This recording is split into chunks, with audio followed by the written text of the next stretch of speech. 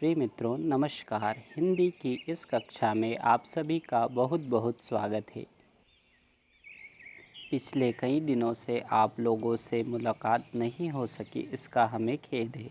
लेकिन आज से हम फिर एक नई शुरुआत कर रहे हैं।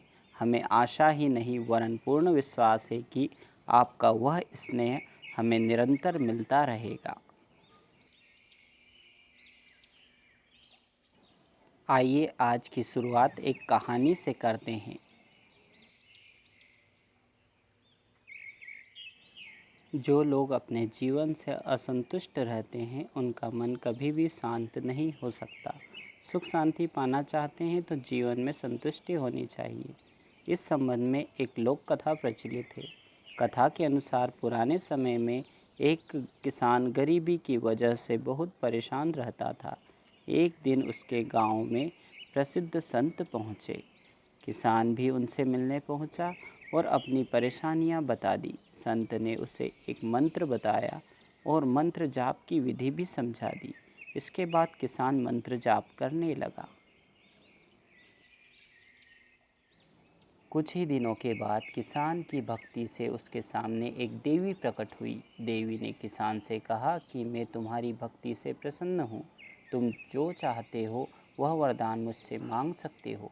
किसान सोच में पड़ गया कि वह देवी से क्या मांगे। उसे कुछ समझ नहीं आ रहा था। उसने देवी से कहा कि देवी, मैं अभी कुछ समझ नहीं पा रहा हूँ। मैं आपसे कल वरदान मांगूंगा। देवी इस बात के लिए तैयार हो गई और अंतर्ध्यान हो गई। देवी के जाने के बाद किसान बहुत चिंतित हो गया। उसने सोचा कि मेरे पास रहने के लिए अच्छा घर नहीं है, मुझे घर मांग लेना चाहिए। कुछ देर बाद उसने सोचा कि जमींदार बहुत शक्तिशाली होता है, मुझे जमींदार बनने का वरदान मांगना चाहिए। किसान ने फिर सोचा कि जमींदार से ज़्यादा शक्तिशाली तो राजा होता है, मुझे राजा बनने का वरदान मांग लेना चाहिए। इस तरह सोच विचार में पूरा दिन निकल गया और रात में भी उसे नींद नहीं आई। लेकिन किसान ये तय नहीं कर सका कि उसे देवी से वरदान में क्या मांगना चाहिए। सुबह होते ही देवी प्रकट हुई और वर मांगने के लिए कहा।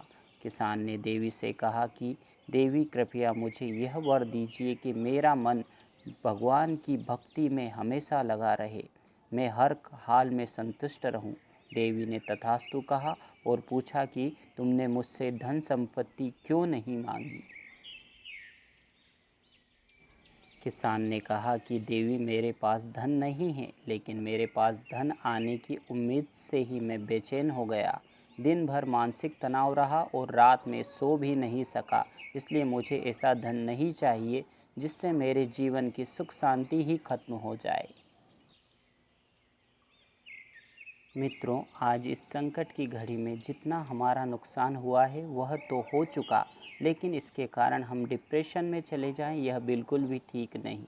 यदि हम स्वस्थ हैं, हमारा परिवार सब कुशल है, तो हमारे लिए यही सबसे बड़ी सफलता है। पैसों का क्या है, वह तो आते जाते रहते हैं। इसलिए हमें संतुष्ट रहना चाहिए, तभी हम सुखी रह सकते हैं। समय बदलेगा और हम फिर से उन्नति के शिखर पर होंगे। इसी कामना के साथ घर पर रहिए, सुरक्षित रहिए। जय श्री राम।